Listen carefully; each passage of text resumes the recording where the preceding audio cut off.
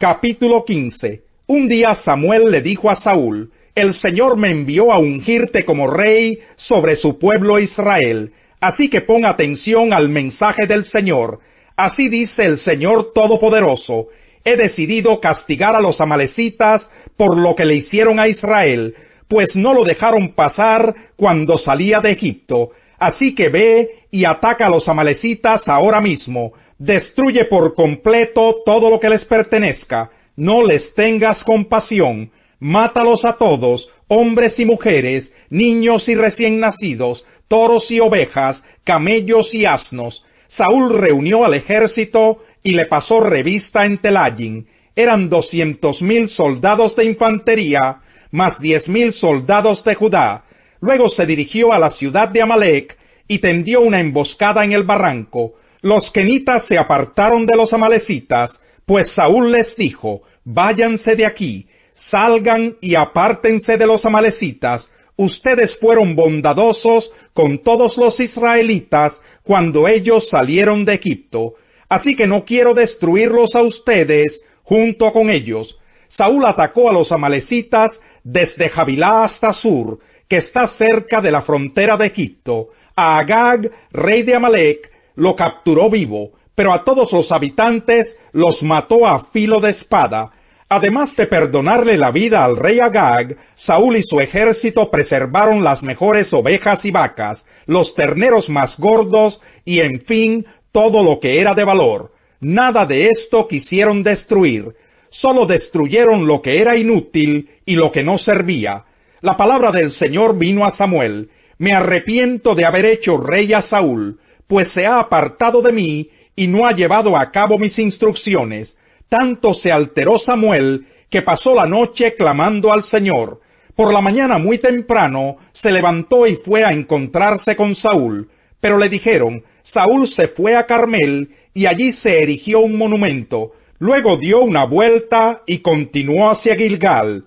Cuando Samuel llegó, Saúl le dijo: Que el Señor te bendiga. He cumplido las instrucciones del Señor. Y entonces, ¿qué significan esos balidos de oveja que me parece oír? Le reclamó Samuel. ¿Y cómo es que oigo mugidos de vaca? Son las que nuestras tropas trajeron del país de Amalec. Respondió Saúl: Dejaron con vida a las mejores ovejas y vacas para ofrecerlas al Señor tu Dios, pero todo lo demás lo destruimos. Basta, lo interrumpió Samuel. Voy a comunicarte lo que el Señor me dijo anoche. Te escucho, respondió Saúl. Entonces Samuel le dijo: ¿No es cierto que aunque te creías poca cosa, has llegado a ser jefe de las tribus de Israel? ¿No fue el Señor quien te ungió como rey de Israel y te envió a cumplir una misión? Él te dijo: Ve y destruye a esos pecadores, los amalecitas, atácalos hasta acabar con ellos. ¿Por qué entonces no obedeciste al Señor? ¿Por qué echaste mano del botín e hiciste lo que ofende al Señor? Yo sí he obedecido al Señor, insistió Saúl. He cumplido la misión que él me encomendó.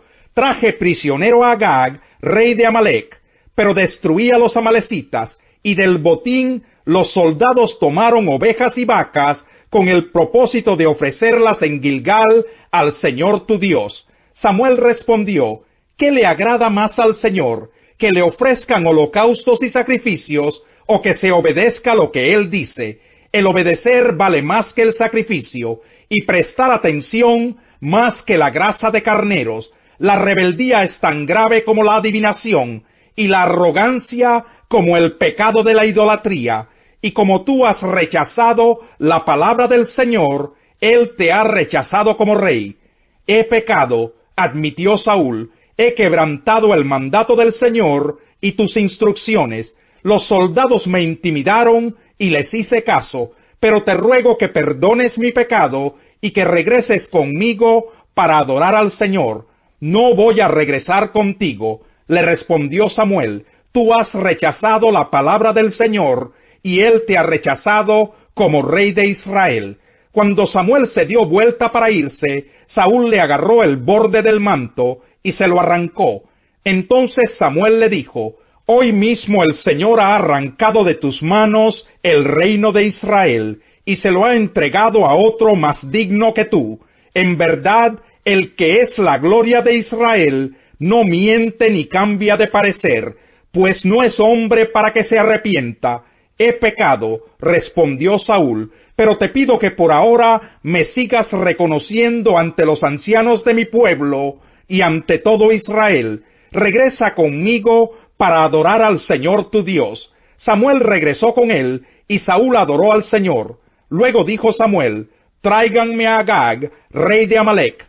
Agag se le acercó muy confiado, pues pensaba, sin duda que el trago amargo de la muerte ya pasó. Pero Samuel le dijo: ya que tu espada dejó a tantas mujeres sin hijos, también sin su hijo se quedará tu madre. Y allí en Gilgal, en presencia del Señor, Samuel descuartizó a Agag. Luego regresó a Ramá, mientras que Saúl se fue a su casa en Gibeá de Saúl. Y como el Señor se había arrepentido de haber hecho a Saúl rey de Israel, nunca más volvió Samuel a ver a Saúl, sino que hizo duelo por él. Capítulo 16. El Señor le dijo a Samuel: ¿cuánto tiempo vas a quedarte llorando por Saúl, si ya lo he rechazado como rey de Israel? Mejor llena de aceite tu cuerno y ponte en camino. Voy a enviarte a Belén, a la casa de Isaí, pues he escogido como rey a uno de sus hijos. ¿Y cómo voy a ir? Respondió Samuel: si Saúl llega a enterarse, me matará. Lleva una ternera, dijo el Señor, y diles que vas a ofrecerle al Señor un sacrificio. Invita a Isaí al sacrificio, y entonces te explicaré lo que debes hacer, pues ungirás para mi servicio a quien yo te diga. Samuel hizo lo que le mandó el Señor, pero cuando llegó a Belén, los ancianos del pueblo lo recibieron con mucho temor. ¿Vienes en son de paz?, le preguntaron. Claro que sí, he venido a ofrecerle al Señor un sacrificio. Purifíquense y vengan conmigo para tomar parte en él. Entonces Samuel purificó a Isaí y a sus hijos, y los invitó al sacrificio. Cuando llegaron, Samuel se fijó en Eliab, y pensó: sin duda que este es el ungido del Señor. Pero el Señor le dijo a Samuel: no te dejes impresionar por su apariencia, ni por su estatura, pues yo lo he rechazado. La gente se fija en las apariencias, pero yo me fijo en el corazón. Entonces Isaí llamó a Abinadab para presentárselo a Samuel, pero Samuel dijo: a este no lo ha escogido el Señor. Luego le presentó a Sama, y Samuel repitió: tampoco a este lo ha escogido. Isaí le presentó a 7 de sus hijos, pero Samuel le dijo: el Señor no ha escogido a ninguno de ellos. ¿Son estos todos tus hijos? Queda el más pequeño, respondió Isaí, pero está cuidando el rebaño. Manda a buscarlo, insistió Samuel, que no podemos continuar hasta que él llegue. Isaí mandó a buscarlo, y se lo trajeron. Era buen mozo, trigueño y de buena presencia. El Señor le dijo a Samuel: este es, levántate y úngelo. Samuel tomó el cuerno de aceite y ungió al joven en presencia de sus hermanos. Entonces el Espíritu del Señor vino con poder sobre David, y desde ese día estuvo con él. Luego Samuel regresó a Ramá. El Espíritu del Señor se apartó de Saúl, y en su lugar el Señor le envió un espíritu maligno para que lo atormentara. Sus servidores le dijeron: como usted se dará cuenta, un espíritu maligno de parte de Dios lo está atormentando. Así que ordene su majestad a estos siervos suyos que busquen a alguien que sepa tocar el arpa. Así cuando lo ataque el espíritu maligno de parte de Dios, el músico tocará y su majestad se sentirá mejor. Bien, les respondió Saúl, consígame un buen músico y tráiganlo. Uno de los cortesanos sugirió: conozco a un muchacho que sabe tocar el arpa. Es valiente, hábil guerrero, sabe expresarse y es de buena presencia. Además, el Señor está con él. Su padre es Isaí, el de Belén.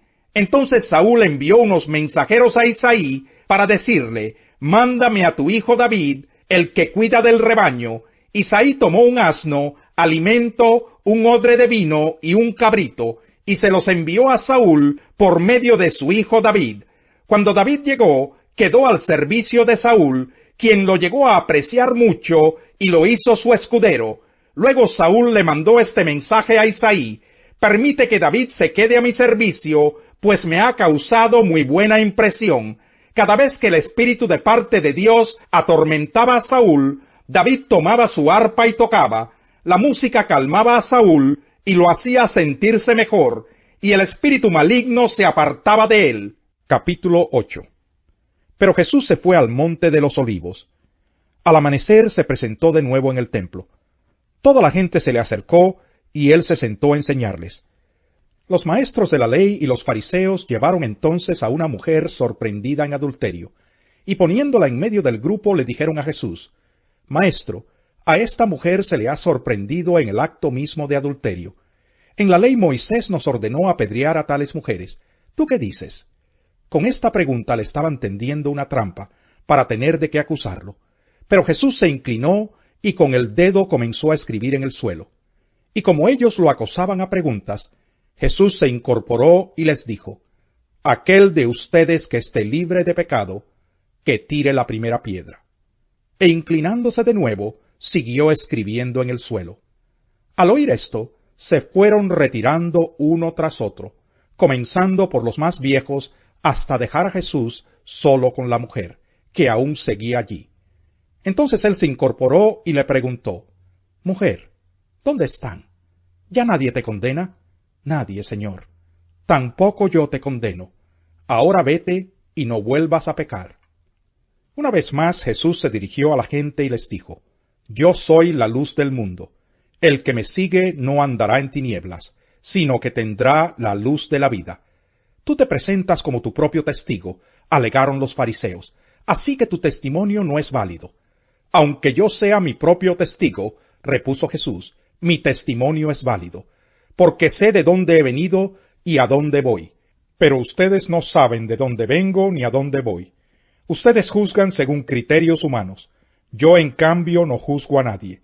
Y si lo hago, mis juicios son válidos, porque no los emito por mi cuenta, sino en unión con el Padre que me envió.